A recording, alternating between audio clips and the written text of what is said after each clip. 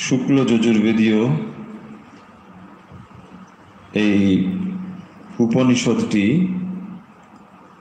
আমরা ধারাবাহিকভাবে পাঠ করছি। যারা আমাদের আগের পাঠে উপস্থিত ছিলেন তারা নিশ্চয়ই জানেন যে এই উপনিষদে মন্ত্রগুলো কিভাবে এক এক করে বর্ণনা করা হয়েছে এবং কিভাবে ঈশ্বরের সঙ্গে এই জগৎ তথা মানুষের কি সম্পর্ক এবং কিভাবে একজন উপাসক সেই সত্যকে লাভ করবে তার পন্থাও এখানে দেওয়া রয়েছে। আমরা যে উপনিষদ পাঠ করছি এগুলি হাজার হাজার বছর পূর্বে ঋষিরা এই সমস্ত মন্ত্র তারা উপলব্ধি করেছেন, তাই ঋষিদেরকে বলা হয় মন্ত্রদ্রষ্টা। তারা মন্ত্রকে উপলব্ধি করেছেন। বেদ হলো অপৌরুষেয়, বেদ কোনো ব্যক্তির রচনা নয়। বেদ মানে জ্ঞান। বেদ কথার অর্থ সমগ্র জ্ঞান রাশি, সেই অনন্ত জ্ঞান রাশি যা এই সৃষ্টির মূলে। সেই জ্ঞান রাশি যখন ঋষিরা সেই সমস্ত জ্ঞানের উপরে মনোনিবেশ করতেন, ধ্যান করতেন, তখন তাদের ধ্যানে যে মন্ত্র উঠে আসতো, দর্শন করতেন, সেগুলি হলো উপনিষদের মন্ত্র। এবং সেই মন্ত্রগুলোই হাজার হাজার বছর ধরে বিভিন্ন সম্প্রদায় তথা বিভিন্ন মানুষ চর্চা করে আসছে। আমরা সেই মন্ত্রগুলো নিয়েই আলোচনা করছি। আমরা এই উপনিষদটির যে মন্ত্রগুলো পেয়েছি তার একেবারে শেষের দিকে এসে আমরা উপস্থিত হয়েছি। মূলত শেষের তিনটি যে মন্ত্র 16, 17 এবং 18 নম্বর মন্ত্র, এই তিনটি মন্ত্রের ভিতরে মোটামুটি একটি বিষয়কেই ব্যক্ত করা হয়েছে বা বলা হয়েছে, যেখানে 15 নম্বর মন্ত্রে যে হিরণ্ময়ের পাত্রে না বলা হয়েছিল, যে হিরণ্ময় পাত্রে সত্য আবৃত রয়েছে, ঢাকা রয়েছে, সেই সত্য যখন উপাসক তার সমস্ত উপাসনার পরে একেবারে অন্তিম অবস্থায় এসে উপনীত হয়েছেন, তখন তিনি কিভাবে তার কাছে প্রার্থনা করছেন, সেই প্রার্থনার কথাই আমরা 16, 17 এবং 18 নম্বর মন্ত্রে মূলত দেখতে পাব। 17 নম্বর মন্ত্রে আমরা আলোচনা করেছি, যেখানে মরণোন্মুখ উপাসক তিনি তার এই শরীর ভস্মীভূত হয়ে গেলে তিনি কি করতে চান, অগ্নির কাছে তার প্রার্থনা জ্ঞাপন করছেন। শুক্ল যজুর্বেদের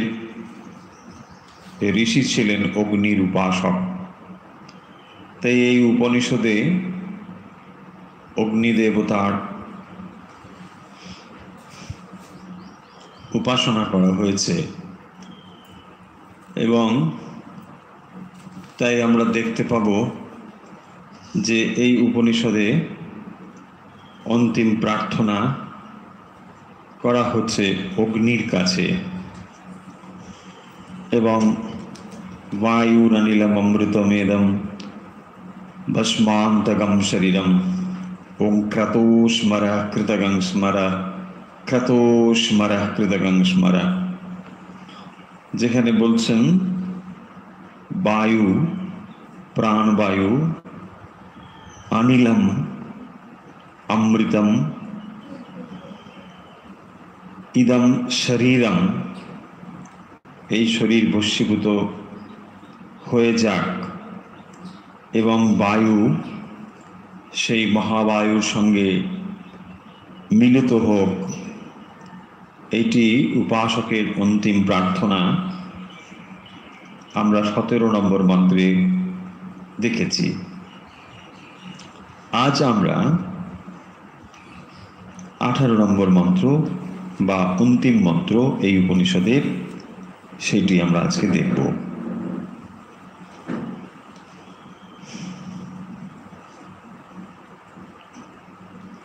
अग्नेनय सुपथाराय अस्मान् विश्वानि देववयुनानि विद्वान् जुजुद्धस्म जुहुराणमेनो भूयिष्ठांति नमोक्तिं विधेम।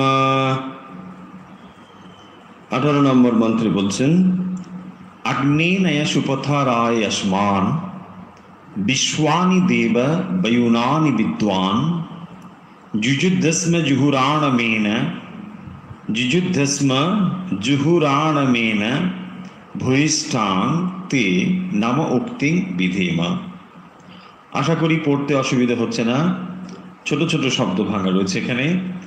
अग्नेनय सुपथा राये अस्मान् विश्वानि देव वयुनानि विद्वान्।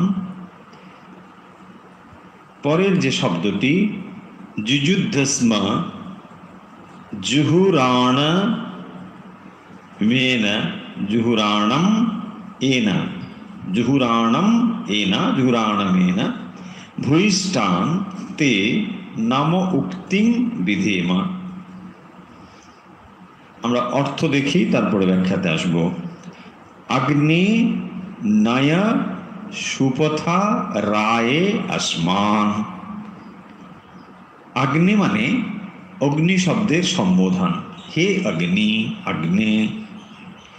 আমরা আগেই বললাম যে এই উপনিষদে অগ্নির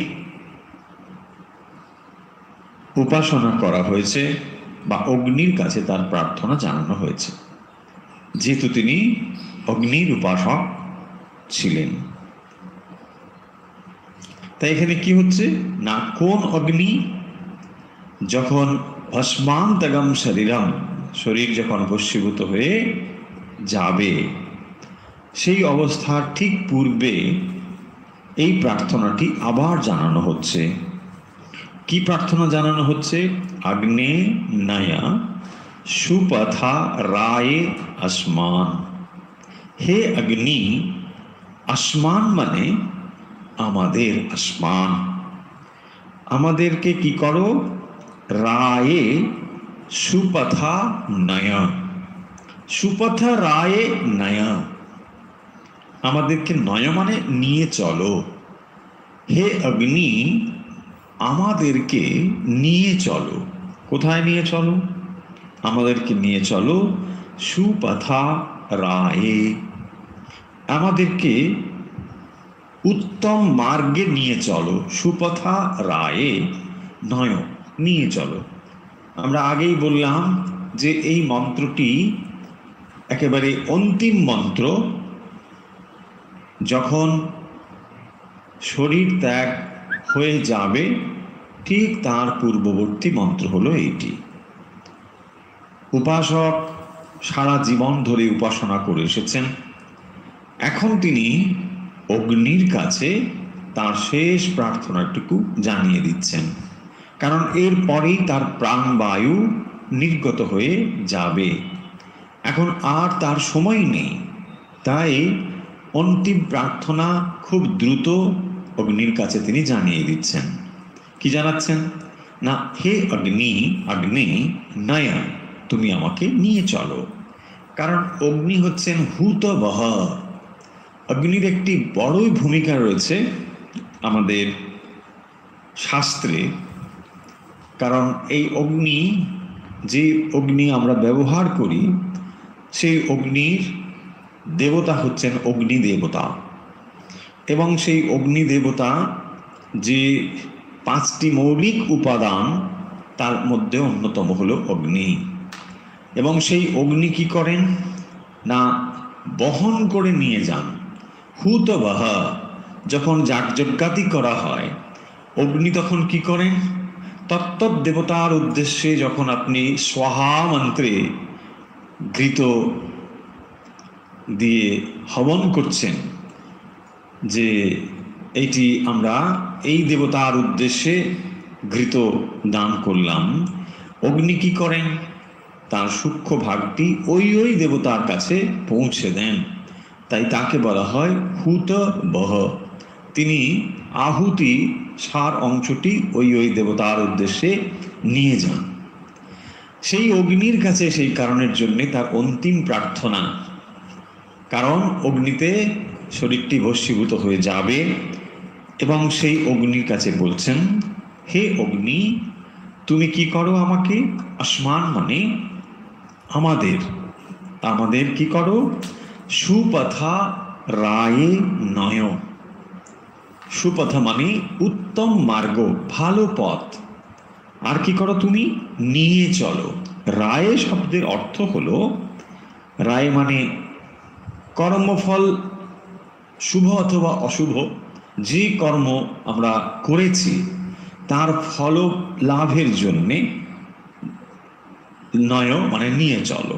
রায় শব্দের অর্থ হলো এটি, যে একটি অর্থ হয় ধন, ধন মানেই এটি কর্মফল শুভ অথবা অশুভ, তা লাভের জন্য তুমি আমাকে নিয়ে চলো। তাহলে অন্তিম প্রার্থনা করছেন যে, হে অগ্নি, তুমি আমাকে সুপথা রায়ে আসমান, আমাদেরকে উত্তম মার্গে নিয়ে চলো। আশা করি পরিষ্কার অর্থ। দ্বিতীয় লাইন, বিশ্বানি দেব বয়ুনানি বিদ্বান। পরের লাইনে বলছেন, বিশ্বানি দেব বয়ুনানি বিদ্বান। বিশ্বানি শব্দের অর্থ হলো সমুদয়, সমগ্র। বিশ্বানি সমগ্র, দেব বয়ুনানি বিদ্বান।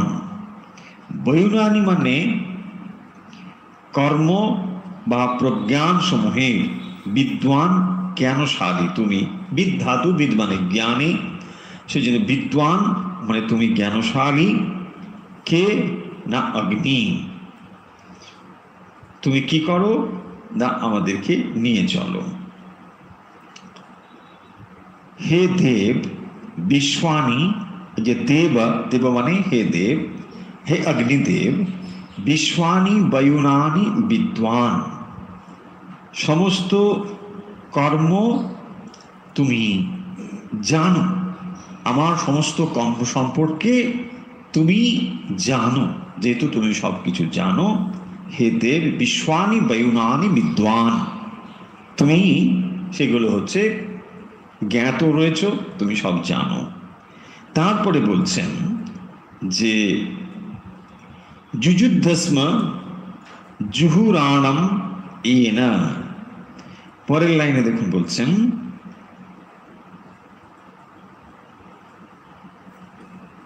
জুহুরাণম, জুহুরাণম এনা যুযুধি। যুযুধি মানে সরিয়ে দাও, দূর করো। যুযুধি কি সরিয়ে দেবে, জুহুরাণা এনা अस्मत् जुहुराणम एना जुजोधि। যুযুদ্ধাসমৎ জুহুরাণামেনা, তাহলে এখানে ভেঙে দিলে হবে যুযুধি আসমাত, যুযুদ্ধাসমৎ, তারপরে এলো জুহুরাণম, সন্ধি বিচ্ছেদ লক্ষ্য করুন, যুযুধি, তারপরে এলো আসমাত, তারপরে এলো জুহুরাণম এনা, জুহুরাণমেনা, তাহলে যুযুদ্ধাসমা জুহুরাণমেনা। হে দেব, আমাদের থেকে, আসমাত আমাদের থেকে, জুহুরাণা মানে কুটিল বা পাপ, এনা পাপ, দূর করে দাও, যুযুধি, যুযুদ্ধাসমা জুহুরাণমেনা, আমার থেকে দূর করে দাও। কোনগুলোকে দূর করে দাও? তার আগেই বলেছেন বিশ্বানি দেব বয়ুনানি বিদ্বান, হে দেব তুমি আমার সমস্ত কিছুই অবগত আছো। যেহেতু আমি সুপথা রায় আসমান, আমি যেহেতু উত্তম মার্গে গমন করতে ইচ্ছা করি, তাই আমার সমস্ত এনা মানে অল নেগেটিভিটিস, যত আমার খারাপ কিছু রয়েছে সেগুলোকে সব তুমি কি করো না, যুয়োধি, সেগুলোকে সব মুক্ত করে দাও, সরিয়ে দাও। সমস্ত সেগুলোকে সরিয়ে দিলে কি হবে? আমি তবেই একমাত্র সুপথা রায়ে আসমান, আমি একমাত্র সুপথা রায়ে যেতে পারবো। আমি উত্তম মার্গে গমন করার জন্যে প্রস্তুত। সেই জন্যে হে অগ্নিদেব, তুমি আমাকে আমার পাপ থেকে, আমার নেতিবাচক জিনিসগুলো থেকে বিমুক্ত করে দাও। কারণ এটি একটি বিমুক্তির জায়গা। কারণ এখন তার কি হবে? স্থূল শরীরটা চলে যাবে, থাকবে কি? সূক্ষ্ম শরীর থাকবে। তাহলে স্থূল শরীর অন্তিম হয়ে যাচ্ছে কোথায়? মৃত্যুতে। স্থূল শরীর মৃত্যুতে তার শেষ। আর এই সূক্ষ্ম শরীর কত সময় স্থায়ী হয়? মুক্তি পর্যন্ত। সূক্ষ্ম শরীর মুক্তি না হওয়া পর্যন্ত সূক্ষ্ম শরীর থাকবে, তাকে লিঙ্গ শরীরও বলা হয়। এই সূক্ষ্ম শরীর বা লিঙ্গ শরীর এটি একমাত্র শেষ হয়ে যাবে যখন নাকি মুক্তি হবে। মুক্তি ছাড়া এই লিঙ্গ শরীরের অবসান নেই। কিন্তু স্থূল শরীরের অবসান কোথায়? না, একটু পরেই ওখানে নিয়ে যাবে, চিতাতে অগ্নি সংযোগ করবে, শেষ হয়ে যাবে। সেই জন্যে প্রার্থনা করা হচ্ছে যে আমার লিঙ্গ শরীরের অবয়ব কি? 5 3 15, মন বুদ্ধি 17। 5 3 15 মানে কি কি? কর্মেন্দ্রিয় 5, জ্ঞানেন্দ্রিয় 5, পঞ্চবায়ু এবং মন বুদ্ধি, কেউ কেউ চিত্ত অহংকার। এই যে অবয়ব বিশিষ্ট লিঙ্গ শরীর, সেই লিঙ্গ শরীরটি কি হয় না, লিঙ্গ শরীরটি থেকে যদি খারাপগুলোকে তুমি বাদ দিয়ে দাও, কেবল তখনই আমি সুপথা রায়ে ভালো উত্তম মার্গে যাবার অধিকারী হব। হে অগ্নি, তুমি এই কাজটি আমার করে দাও। সেই জন্য অগ্নির কাছে এই প্রার্থনা জানানো হচ্ছে। কারণ অগ্নি কি করবে? অগ্নি নিয়ে যাবে। অগ্নি যেন পথ দেখিয়ে দেখিয়ে নিয়ে যাবে। পুরোহিতা তাকে বলা হয়। পুরোহিতা শব্দের অর্থ আমরা প্রিস্ট মনে করি, ঠিকই, এটি একটি অর্থ বটে, কিন্তু পুরোহিত মানে যিনি পুরো ভাগে অর্থাৎ সামনে পথ দেখিয়ে নিয়ে যায়। এরকম উপনিষদে রয়েছে যে যখন সূক্ষ্ম শরীর দমন করছেন, তাকে ডেকে ডেকে নিয়ে যায়, এই পথ চলো চলো, সামনে তাকে যেন এসকর্ট করে নিয়ে যাচ্ছেন। এসো, তোমার এই দিকে যাত্রা, চলো, তোমাকে এই দিকে যেতে হবে, চলো। এইভাবে তাকে আবাহন করা হয়। তো সেই জন্যে এখানে অগ্নির কাছে সেই প্রার্থনা করা হচ্ছে, হে অগ্নিদেব, আমার ভেতরের যুযুধি আসমাত জুহুরাণমেনা, আমার কাছে যে সমস্ত এনা পাপ, খারাপ কিছু যা রয়েছে, সে সমস্ত কিছু তুমি দূর করে দাও। যাতে করে আমি কি করতে পারি, সুপথা রায়ে, আমি উত্তম মার্গে গমন করতে পারি। দেখুন কত সুন্দর একটি মন্ত্র। অন্তিম মন্ত্রটি মানে শরীর ত্যাগের পূর্বে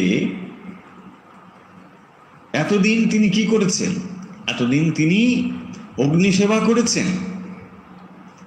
অগ্নিহোত্রাদি যে যজ্ঞ, এটি নিত্যকর্ম, তাই অগ্নি সেবা তিনি সারা জীবন করে এসেছেন। এখনো তিনি সেই অগ্নি সেবা করবেন, অগ্নিতেই তার এই দেহটি সৎকার করা হবে। তার পূর্বে তিনি অগ্নির কাছে এই প্রার্থনা করছেন। সেই জন্য হিন্দু সনাতন চিন্তায় প্রত্যেকটি কর্মই হচ্ছে আধ্যাত্মিক। প্রতিটি কর্ম, দেখুন শরীরটিও যখন চলে যাবে তারপরেও সেটি একটি হোমাগ্নির মতো। অগ্নি প্রজ্বলিত করা হচ্ছে, যেমন হোম হয়, ঠিক সেরকম একটি হোম। বিভৎস কিছু নয়, ভয়ের কিছু নেই যে সাংঘাতিক একটা কিছু, না, কিছু নেই। এই শরীরটি এখান থেকেই উদ্ভূত হয়েছে। এই শরীর কোথা থেকে তৈরি হয়েছে? মাটিরই তো শরীর, এই পৃথিবী থেকে উদ্ভূত। সেই শরীরটি আপনি এখানে রেখে যাবেন। আপনি যাত্রা করছেন, এই লোক ভ্রমণ করার জন্য যে রথ দরকার ছিল সেই রথটির কাজ শেষ। এখন রথটি রেখে দিয়ে জগন্নাথ চলবেন, বাস রথটা এখানে রেখে যান। আপনি এখান থেকে নিয়ে চলে যাবেন, এটা হবে না। এখানে আপনাকে দিয়ে যেতে হবে। কি করে দিয়ে যাবেন? অগ্নি হচ্ছে এই কাজটি করবেন। তাই অগ্নি প্রজ্বলিত অগ্নির ওপরে আপনার দেহটিকে দিয়ে দেওয়া হবে একটু পরে। সেই প্রার্থনা জানাচ্ছেন এখানে যে অগ্নিদেব তুমি আমাকে বিশুদ্ধ করে দাও। এবং এখানে সেই কাজটি হবে যেখানে শ্রীরামকৃষ্ণদেব বলছেন যে হাতি যখন মাহুত তাকে স্নান করিয়ে দিয়ে একেবারে বেঁধে দেয়, তখন আর সে ধুলো মাখতে পারে না। এই হচ্ছে সেই জায়গাটি। এরপরে আর ধুলো মাখার কোনো সুযোগ নেই। সেই জন্য অগ্নির কাছে প্রার্থনা করছেন, আমার এই না যত কিছু নেগেটিভ জিনিস রয়েছে, কারণ শুভ অশুভ সমস্ত কর্ম সম্পাদন করেছি। কারণ শরীর হলো ভোগায়তনম, এটি হলো ভোগায়তন। শরীরকে বলা হয় কর্মভূমি, এটি ভোগ আয়তন। তাই এখানে ভালো মন্দ সম্পাদিত হয়েছে, আমি ভালোগুলোকে নিয়ে যাত্রা করতে চাই। সেই জন্যে সারা জীবন তিনি সৎকর্ম করে এসেছেন বলে অগ্নির কাছে সেই প্রার্থনা করছেন যে যাতে আমার ভালোগুলো নিয়ে আমি কোথায় যাব না, উত্তম মার্গে, সুপথা। দুটো মার্গ রয়েছে, একটিকে আমরা বলি উত্তরায়ণ মার্গ, আরেকটি হলো দক্ষিণায়ন মার্গ। উত্তরায়ণ মার্গকে বলা হয় দেবযান মার্গ, দক্ষিণায়ন মার্গকে বলা হয় পিতৃযান মার্গ। এই পিতৃযান মার্গের বিশেষত্ব হলো এটি নিবৃত্তি, আবার ফিরে আসতে হবে, পুনরাবৃত্তি, এখানে ফিরে ফিরে আসতে হবে। যেখানে শুভ অশুভ কর্মের ফল ভোগ করা ইত্যাদি, আবার ফিরে ফিরে আস। সেই জন্য অগ্নির কাছে বলছেন আমি আর ফিরে আসতে চাই না, আমার এনাফ এক্সপিরিয়েন্স হয়ে গেছে, আমি আর অগ্নিদেব ফিরে আসবো না। সেই জন্য অগ্নিকে বলছে আমাকে নিয়ে চলো ভালো রাস্তায়, আমি যাতে দেবযান মার্গে যেতে পারি এবং সেখান থেকে ক্রমমুক্তির পথে এগিয়ে যেতে পারি। এর ক্রমমুক্তি রয়েছে, অর্থাৎ দেবযান মার্গে গেলে সে ক্রমমুক্ত হয়ে যাবে, ধীরে ধীরে আবার সেই ব্রহ্মপ্রাপ্তির দিকে অগ্রসর হয়ে যাবে। সেই জন্য সেই কথাটি বলছে। আর না হলে কি হবে, যদি দক্ষিণায়ন মার্গে তার গমন হয়, পিতৃযান মার্গে, তাহলে তাকে আবার ফিরে আসতে হবে। এখান থেকেই পুনরাবৃত্তির কথা রয়েছে। ভূয়িষ্টাংতে নাম উক্তিং বিধিমা। ভূয়িষ্টাং, ভূয়িষ্টাং শব্দের অর্থ কি? বহুবার। ভূয়িষ্টাং তে তোমার প্রতি নম উক্তিং বিধেমা। বিধেমা মানে বিধান করছি আমি তোমার কাছে। এইটি ভূয়িষ্টাং মানে খুব জোর দিয়ে বহুবার বলছি, কারণ তার অন্তিম প্রার্থনা তো, সেই জন্যে খুব কাতরভাবে বলছেন, আমি আমি খুব জোর দিয়ে বলছি, বহুবার বলছি। কি বলছি? নম উক্তিম। লক্ষ্য করুন, নম উক্তিম। নম শব্দ ক্রিয়াবাচক শব্দ, মানে আমরা যদি বলি কাউকে নমস্কার করছি, তাহলে এটি এটি ক্রিয়া বোঝায়। আমরা হাত জোর করে নমস্কার করছি। কিন্তু এখানে বলছেন নম উক্তিং বিধে মা। উক্তিং মিন্স মেন্টালি, আমি এখন আর নমস্কার করতে পারছি না। হে অগ্নিদেব, আমি এখন ডেথ বেড, আমি এখন মৃত শয্যায় আছি। কখন বলতে কখন শ্বাসবায়ু চলে যাবে কোনো ঠিক নেই। হয়তো মন্ত্র পুরোটাই উচ্চারিত হবে না, তার আগেই শেষ। সেই জন্যই তাকে বলছেন, এখন আমি নমস্কার করছি, কিন্তু আমি আগে তোমায় যেমন করে নমস্কার করতাম এখন আমি সেটা পাচ্ছি না। আমাকে এখন মনে মনেই জানাতে হচ্ছে।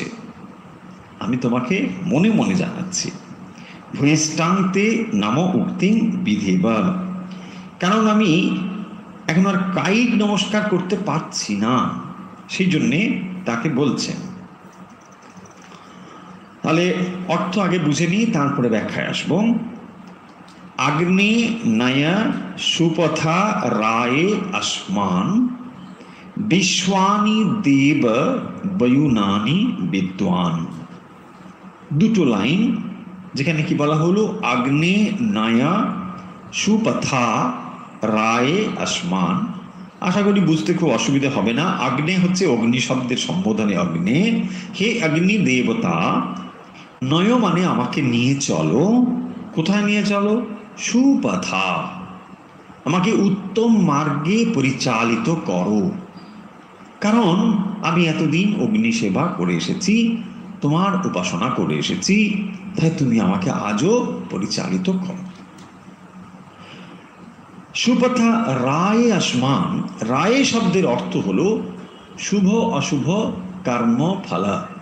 ধন, ধন মানে কর্মফল লাভের জন্য। অর্থাৎ আমি শুভ অশুভ যে সমস্ত কর্মফল যা করেছি তা আমাকে পেতে হবে, এবং সেই জন্য তুমি আমাকে নিয়ে চলো। বিশ্বানি দেব বয়ুনানি বিদ্বান।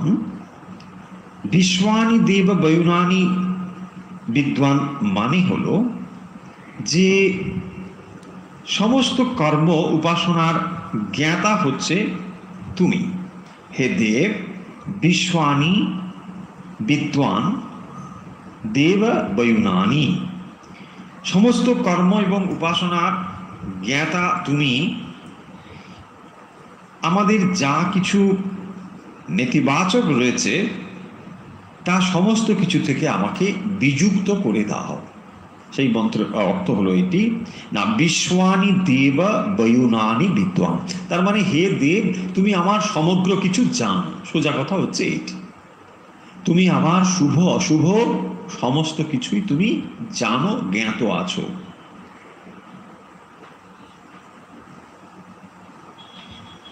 তারপরে বলছেন যুযুদ্ধস্মৎ জুহুরাণম এন। যুযোধি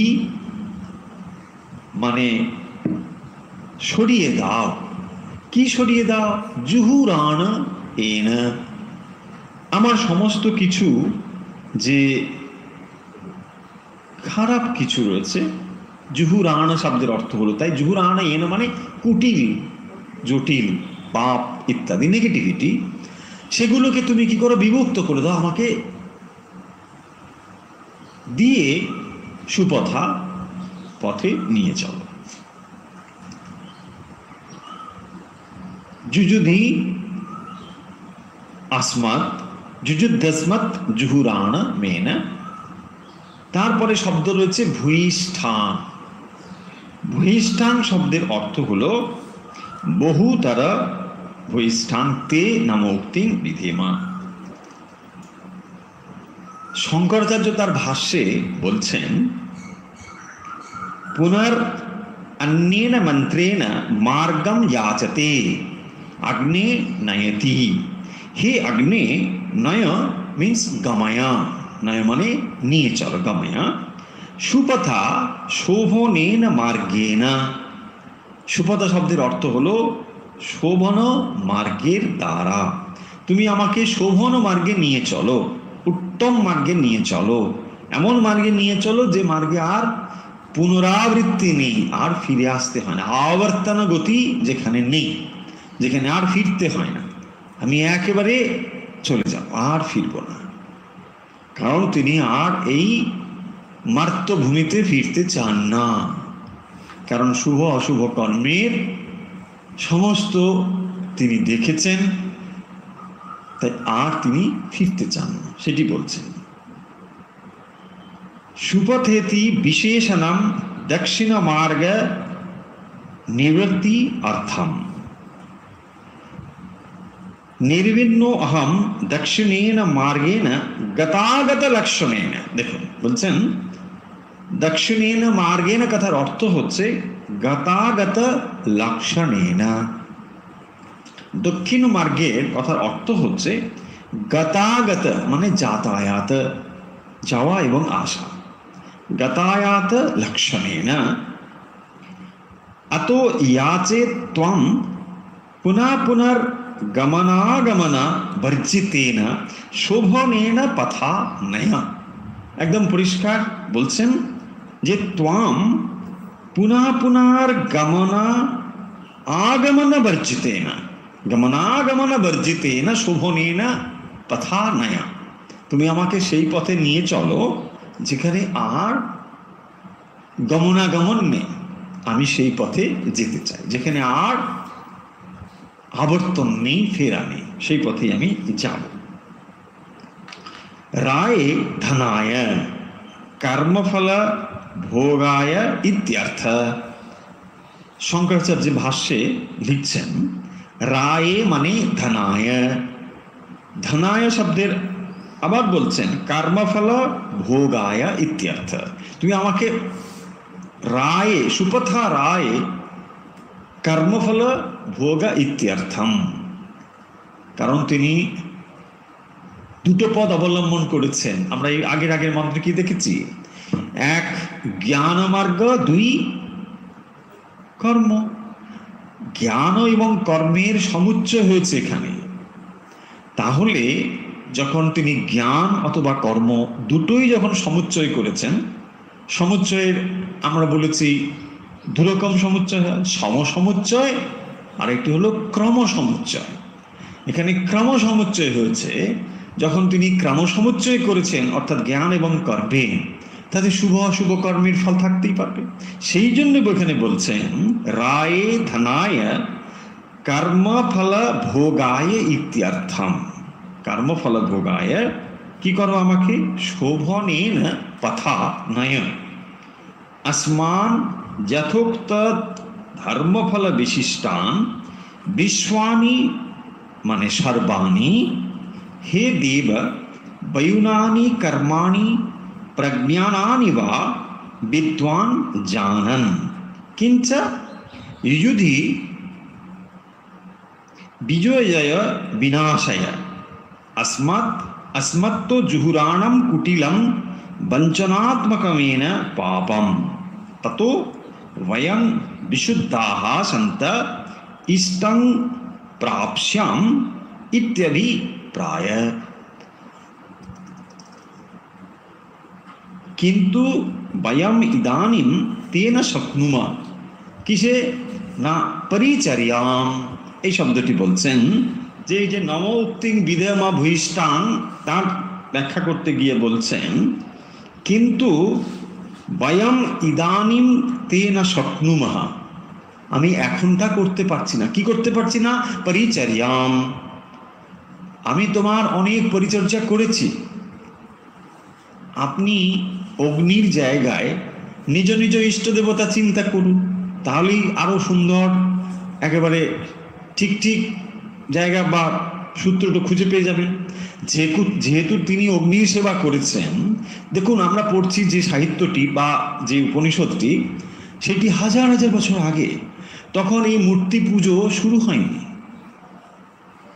আজ আমরা যখন মূর্তি পুজো করি দেবতার উদ্দেশ্যে পুজো নিবেদন করি তারও বহু বহু পূর্বে এই মন্ত্র।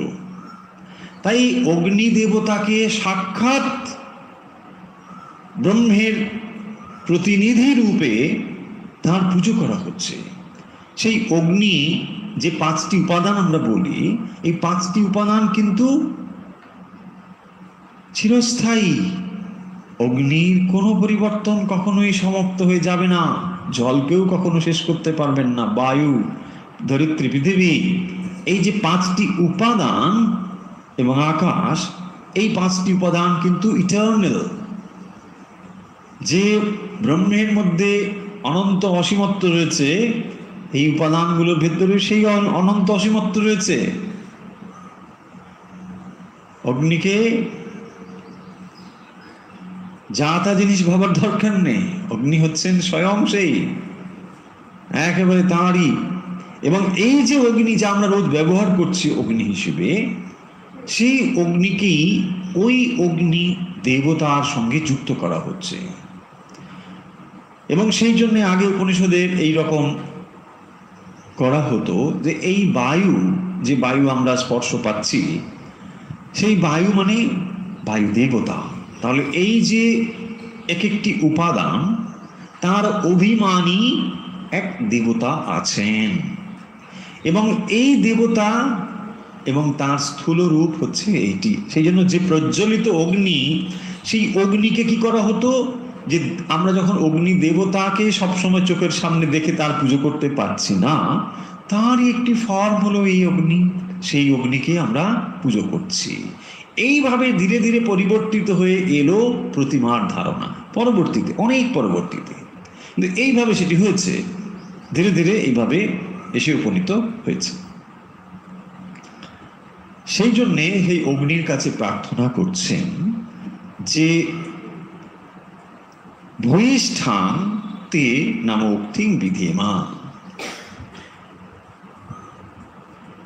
ইদানিম বয়ম তে না শক্নুমা পরিচর্যাম। আমি এখন তোমার পরিচর্যা করতে পারছি না, আমি আর পারবো না। আমার অন্তিম প্রার্থনা, অন্তিম প্রণাম তোমাকে জানাচ্ছি। কারণ এতদিন আমি পরিচর্যা করেছি, আমি এতদিন সেবা করেছি। আপনি ইষ্ট দেবতার কথাই চিন্তা করুন, তাকে আপনি সারা জীবন ভালোবেসেছেন, কোথাও গেলে তার জন্যে মিষ্টি কিনে এনেছেন, তার যা ভালো লাগে দিয়েছেন, তাকে উপহার দিয়েছেন, সাজিয়েছেন, ফুল দিয়েছেন, চন্দন দিয়েছেন, অন্তরের ভালোবাসা দিয়েছেন, সমস্ত কিছু দিয়েছেন, স্মরণ মরণ করেছেন। অন্তিম সময়ে তাই তার জন্যে আপনি এই প্রার্থনাটুকু করছেন যে আজ আমি তোমার কোনো পরিচর্যা করতে পারছি না, কারণ আমার আজ আর শেষ, এই স্থূল শরীরটি সঙ্গে আমার সম্পর্ক বিচ্ছিন্ন হতে চলেছে। কি সুন্দর প্রার্থনা, একেবারে করুণ প্রার্থনা। ভূয়িষ্ঠাং বহুতরাম তে তুভ্যম নম উক্তিং নমস্কার বচনম বিধেমা নমস্কারেণ পরিচারেমা ইত্যর্থ। অর্থাৎ তোমাকে আর আমি অন্য কিছু করতে পারছি না। আজ আমি এমন অবস্থায় নেই যে তোমাকে একটু ভালো সন্দেশ দিই বা তোমাকে একটু ফুল দিই, তুমি এই ফুলটা পছন্দ করো, এখন আর সেটা আমার কিছু করার নেই।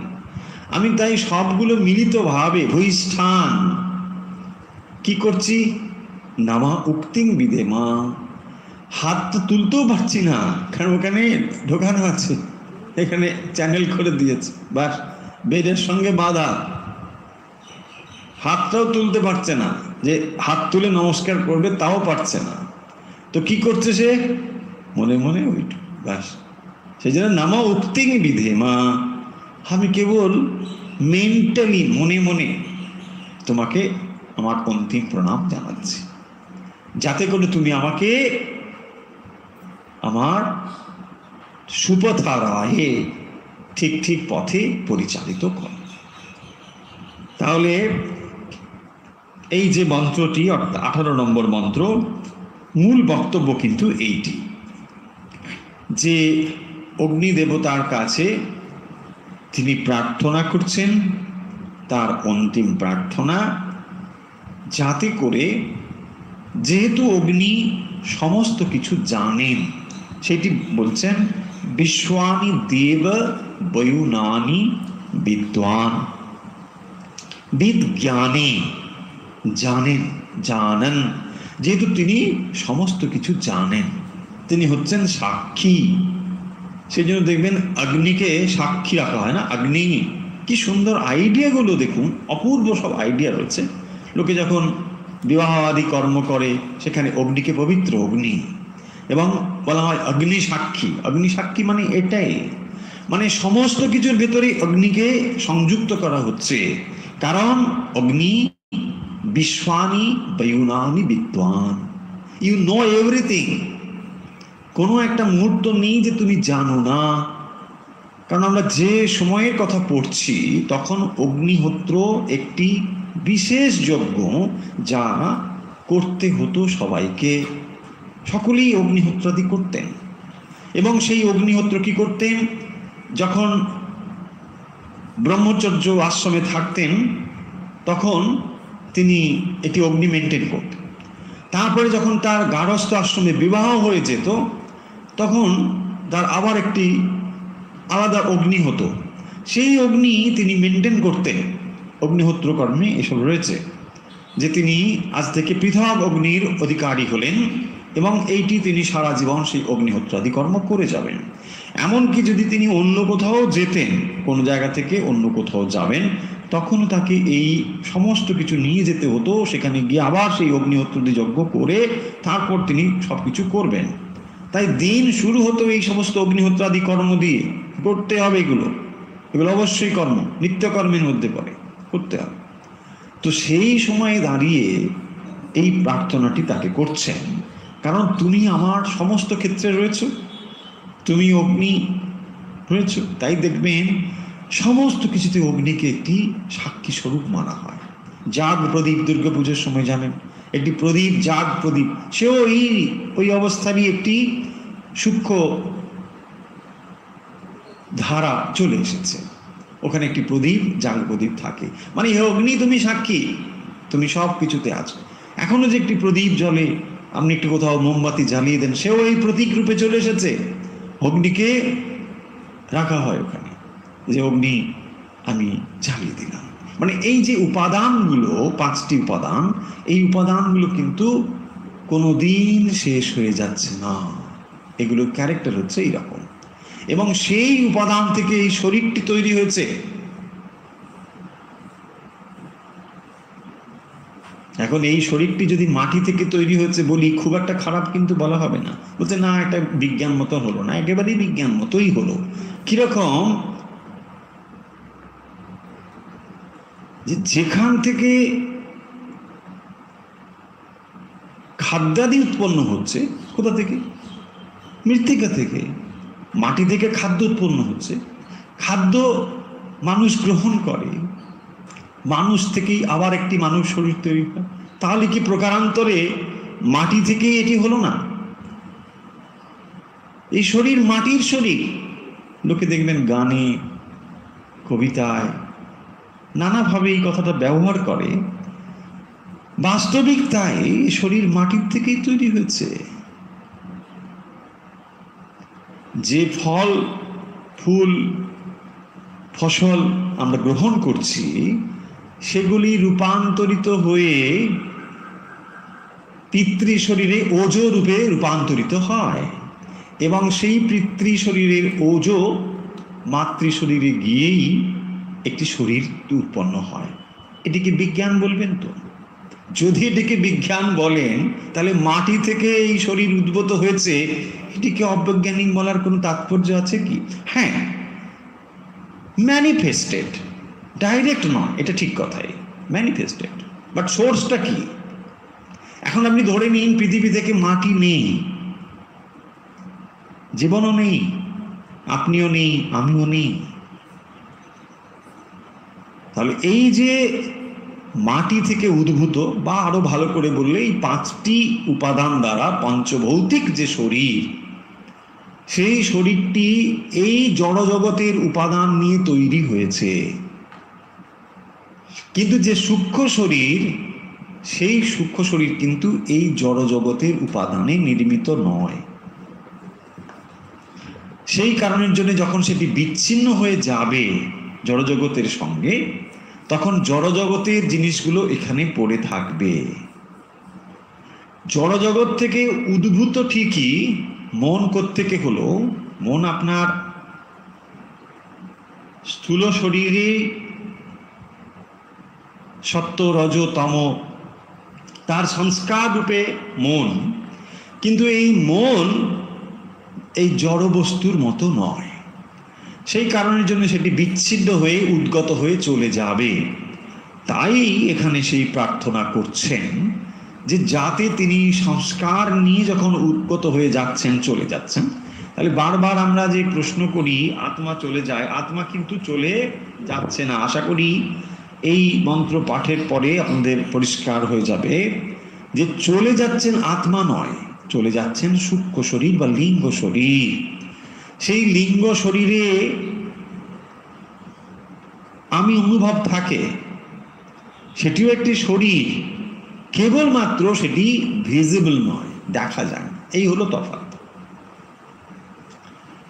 তার এক্সিস্টেন্স থাকে এবং সেখানে আই থাকে, আহং ব্যক্তি থাকে, মন রয়েছে, মন থাকলে আই থাকে, but not manifested, cannot be communicated.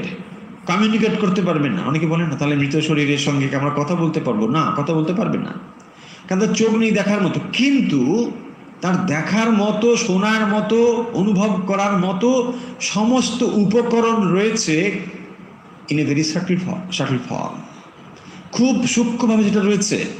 কিন্তু যখন এই ডিভাইসের সঙ্গে কানেক্টেড হয়ে যাবে তখন দেখবেন সেটা ম্যানিফেস্টেড হয়ে যাবে। এখনকার দিনে সেটা বোঝা খুব সহজ।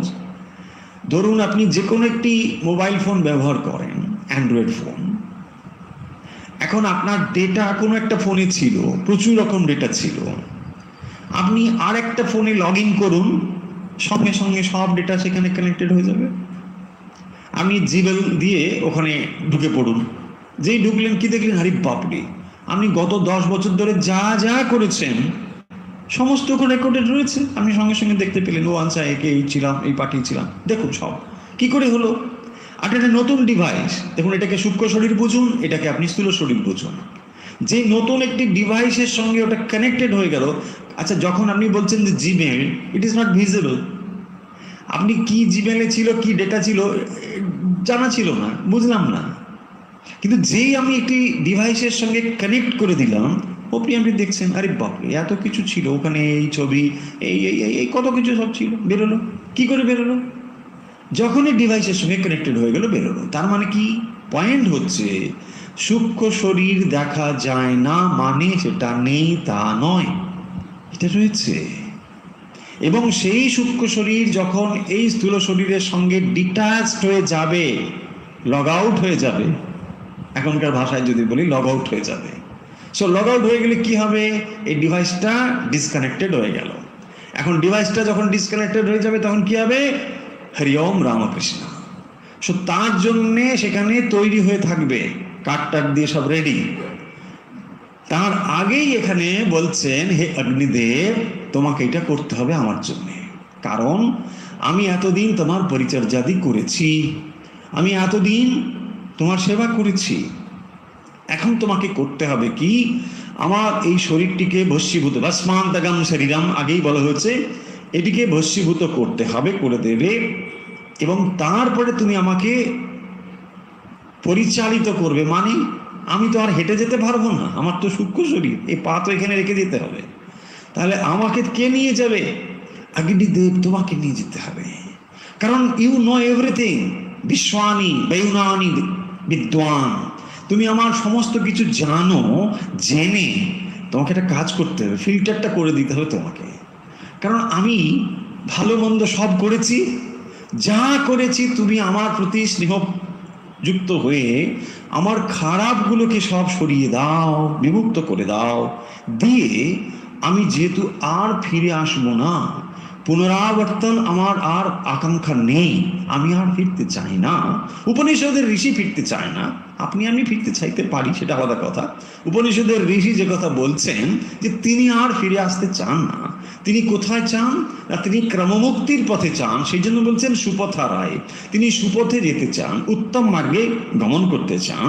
সেই জন্য তিনি বলছেন তিনি উত্তম মার্গে যাবেন। কিন্তু আপনার যদি ইচ্ছে থাকে ফিরে আসার, হ্যাঁ ফিরে আসুন, ঠিক। আরে দেখতে চাই নাতিটা কি হলো, কত বড় ওরা, ঠিক আছে আসুন। উপনিষদ তাতে কোনো বাধা দিচ্ছেন না, কিন্তু বলছেন যে ওই রাস্তাটা হলো ফিরে আসার রাস্তা। ওখানে কি করতে হবে, গমনাগমনম, ওখানেই যাতায়াত করতে হবে। এটা কি শঙ্করাচার্য বলেছেন, পুনরপি জননম পুনরপি মরণম পুনরপি জননী জঠরে শয়নম। বাস, এই আবার সেখানে থাকো, আবার বেশ ট্যাঁ করে কেঁদে ওঠো, ওখানে আবার হয়ে গেল, আবার বেলে ফট, শেষ। কি হলো না, মুখ বাবু ফট, হয়ে গেল। সো এই নাটক যে চলছে, ড্রামা যে চলছে, যদি ভালো লাগে very good, you do it, কোনো বারণ নেই। উপনিষদের ঋষি বলছেন আমার এক্সপিরিয়েন্স যথেষ্ট হয়েছে, ওরে বাপরে আমি আচ্ছা ও পথে আমি আর যাব না। আমি কোন পথে যাব, আমি আর যেখানে ফিরতে হবে না, আমি সেই রাস্তায় যাব। সেই জন্যে বলছেন একেবারে পথ। কারণ দেখুন, আপনি যদি একটি জঙ্গলে প্রবেশ করেন, সেই জঙ্গলে যদি আপনার কোনো গাইড না থাকে, very difficult to come out.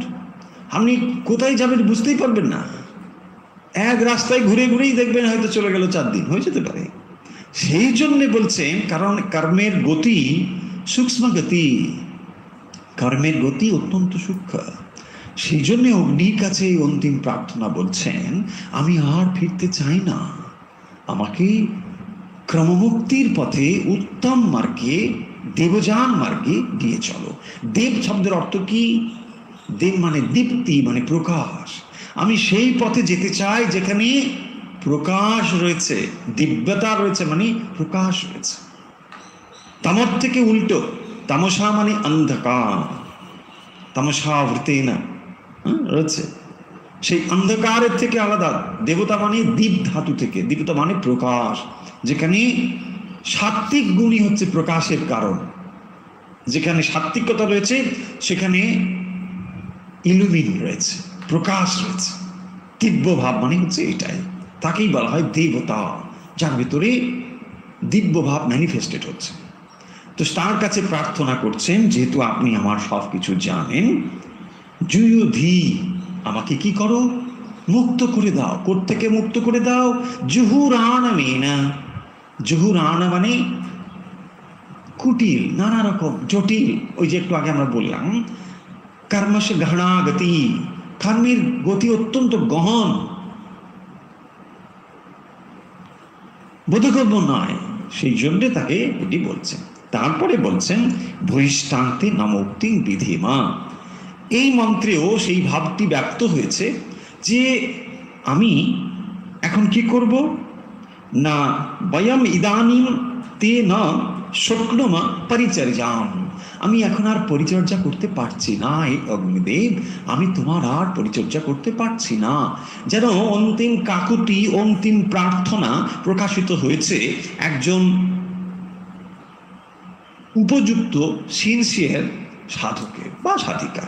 তিনি অন্তিম প্রার্থনাটি ঈশ্বরের কাছে জানাচ্ছেন। এখানে ঈশ্বর মানে অগ্নির কাছে জানানো হচ্ছে। উপনিষদের ঋষি অগ্নির কাছেই এই কথাটি বলছে। তাহলে আমরা আজকের কথা শেষ করব, যেখানে 17 নম্বর এবং 18 নম্বর মন্ত্রের একই রকম ভাব, শুধু তাই নয় 16 থেকে শুরু করে ধরবো। 16, 17, 18তে একই রকম ভাব বলা হচ্ছে। 17তে বলা হচ্ছে যে আমার সমস্ত কিছু, এই যে পঞ্চবায়ু, সেটি যেন পঞ্চভূতের সঙ্গে বিলীন হয়ে যায়। মানে ক্ষিতি আপতেজ মরুদ্বম, এই 5টি উপাদান ক্ষিতি অংশ মহাক্ষিতির সঙ্গে মিশে যাক। আমার এই ক্ষুদ্র প্রাণবায়ু মহাপ্রাণবায়ুর সঙ্গে মিশে যাক। মানে কি? কথার অর্থ হলো, আমি যাকে সূক্ষ্ম শরীর বলি, এটি হলো ব্যক্তি হিসেবে, ইন্ডিভিজুয়াল হিসেবে। যখন আমরা ম্যাক্রোকজম এবং মাইক্রোকজম নিয়ে ভাববো, অর্থাৎ যখন এইটি মহাবিশ্বের সাপেক্ষে ভাববো, তখন তাকে কি বলবো? তখন সেটি হয়ে গেল হিরণ্যগর্ভ। এই হিরণ্যগর্ভের সঙ্গে আমি যেন সংযুক্ত হয়ে যাই, সেই প্রার্থনাটি করা হচ্ছে। বলছেন যে বায়ুর অনিলম অমৃতমেদম ভস্মান্তগম শরীরম, আমার শরীর ভস্মিত হয়ে যাক এবং সমস্ত এক একটি উপাদানের সঙ্গে সংযুক্ত হয়ে যাক। আমার শরীরের যে জল অংশটি রয়েছে সেই মহাজল অংশের সঙ্গে মিশে যাক।